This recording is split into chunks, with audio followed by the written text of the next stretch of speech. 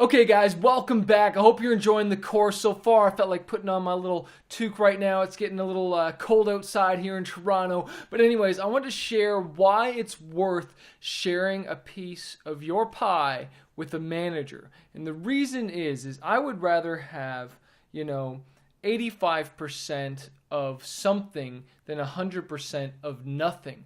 The idea of signing with a manager is to make the pie bigger. If I'm only making $100 and I'm making 100% of that, but my manager can 10x it and make me make $1,000, and yet he's taking 15%, so I make 850. I would much rather make 850 than 100. You know what I'm saying? And so the idea of hiring a manager and getting management behind you is to increase the pie, to make more money. And so of course you want to give a piece of your pie away. You want to give some of your money away because you're making more.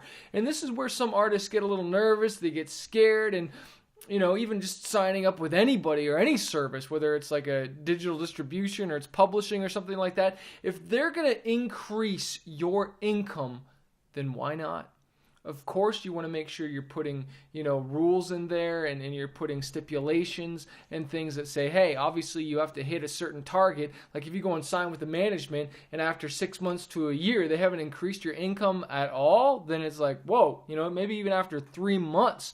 Like there should be certain, goals and achievements that need to be hit so that you can be like, okay, let's keep working together. After month 1, we should be here. After month 2, here, 3, 4, 5, and so on. So, a manager's role, there's just so many different aspects to it, and you just want to be realistic with each other, and you want to sit down, you want to set your goals.